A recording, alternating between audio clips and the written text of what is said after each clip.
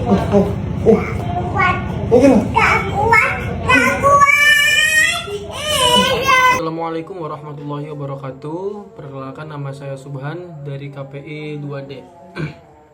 Di sini saya ingin mengerjakan tugas mengenai mata kuliah ilmu komunikasi dengan judul yaitu tujuan komunikasi menemukan dunia luar, memahami lingkungan dan peristiwa.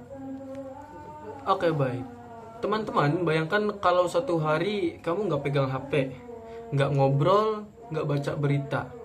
Dunia kamu langsung menyempit, jadi cuma sekamar aja. Bayangkan kamu udah di dalam satu ruangan seperti itu. Lalu salah satu tujuan paling dasar komunikasi adalah keluar dari gelembung diri kita sendiri, yaitu dari kamar yang tadi saya sebutkan. Kita pakai komunikasi untuk 3 hal, yang mana yang pertama menemukan dunia luar, yang kedua memahami lingkungan, yang ketiga memahami peristiwa. Lalu yang pertama menemukan dunia luar, yaitu tahu hal yang nggak kita alami langsung gitu. Yang kedua memahami lingkungan, kita paham atau ngerti konteks tempat kita hidup. Yang ketiga memahami peristiwa, memaknai kejadian yang ada di sekitar kita. Manusia terbatas ruang dan waktu. Kita cuma bisa ada di Cirebon jam 7 malam ini. Tapi lewat komunikasi kita bisa hadir di banyak tempat. Lalu fungsi tadi yang disebutkan itu namanya surveillance oleh Harold Laswell, yang mana komunikasi itu jadi radar untuk mengawasi dunia seperti itu. Lalu ada 3 jenis dunia luar yang kita temukan. Yang pertama dunia fisik, kayak contohnya banjir di Jakarta, gempa di Jepang, konser Coldplay di Singapura, dan masih banyak lainnya. Yang kedua dunia sosial budaya, dari drakor kita kenal budaya kerja Korea. Dari podcast kita dengar cerita anak pulau terpencil, kita menemukan cara hidup yang berbeda seperti itu. Untuk yang ketiganya dunia gagasan, yang mana lewat buku atau lewat YouTube juga gitu. Kita bisa ngobrol sama pemikiran Einstein, Steve Jobs, atau teori-teori yang memang gak ada di depan kita gitu. Seperti itu. Contohnya kayak kita sekarang berada di Cirebon, bisa tahu harga udang di Eretan misal, yang mana di Eretan itu sedang naik harga udangnya. Kita bisa tahu udang itu hari ini naik karena ada grupnya gitu, ada grup di Facebook kah, atau kita bisa memahami harga udang naik karena adanya komunikasi gitu. Kalau memang kita tanpa komunikasi, dunia kamu itu cuma sebatas radius 100 meter dari rumah, yang mana kamu hanya mengetahui lingkungan kamu yang hanya ada di sekitaran rumah saja, seperti itu. Oke, lalu gimana komunikasi itu bisa ngebantu kita memahami lingkungan? Yang pertama, memberi konteks dan sebab akibat, yaitu misal guru jelasin kenapa harga batik Trusmi itu naik menjelang lebaran. Itu bukan sulap, tapi ada hukum supply demand. Yang kedua, membangun peta mental. Makin sering ngobrol sama ojol, pedagang pasar Kanoman, satpam garage mall, makin lengkap Google Maps di otak kita tentang Cirebon.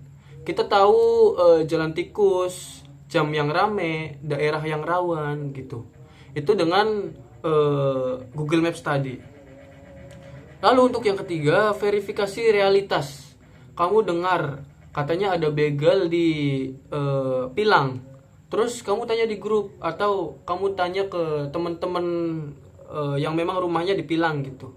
Nah, dengan kamu berkomunikasi itu, kamu tahu di situ beritanya hoax apa fakta, seperti itu. Lalu ada satu teori yang namanya itu social construction of reality, atau Berger dan Luhmann, yang mana realitas lingkungan kita itu bukan dikasih, tapi dibangun bareng-bareng lewat obrolan sehari-hari. Contohnya seperti fenomena anak nongkrong di alun-alun Kejaksan misal. Kalau cuma lihat video 10 detik, kamu menemukan berita-berita yang memang tidak pas gitu. Tapi setelah didiskusikan sama teman-teman atau ngebaca komen yang memang beritanya itu sama gitu, itu kamu bisa memahami situasi yang memang sedang terjadi di alun-alun Kejaksan tersebut gitu. Yang mana ini tuh soal ruang publik, ekspektasi remaja yang kadang berlebihan atau yang tidak selalu memahami tentang berita-berita tersebut gitu. Oke, jadi ada 3 tujuan yang mana memang ini saling nyambung dengan judul yang sedang saya paparkan gitu. Yang pertama, menemukan dunia luar, yang mana tujuan dari menemukan dunia luar itu biar kita tuh nggak kudet gitu. Untuk yang keduanya, memahami lingkungan, yaitu biar bisa adaptasi dan ambil keputusan gitu. Lalu yang ketiganya, memahami peristiwa, biar nggak gampang disetir opini.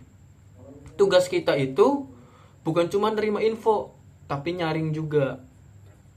Kita bisa nanya ini dari siapa, buktinya apa, dan kita juga harus punya sudut pandang yang lain gitu, bukan hanya mengambil satu sudut pandang itu saja gitu. Karena memang dunia luar itu yang kita pahami itu bukan berarti itu benar gitu. Lalu putusnya komunikasi 24 jam aja bisa bikin kita buta. Makanya kemampuan menemukan dan memahami lewat komunikasi itu survival skill paling penting di abad ini. Makanya dengan komunikasi yang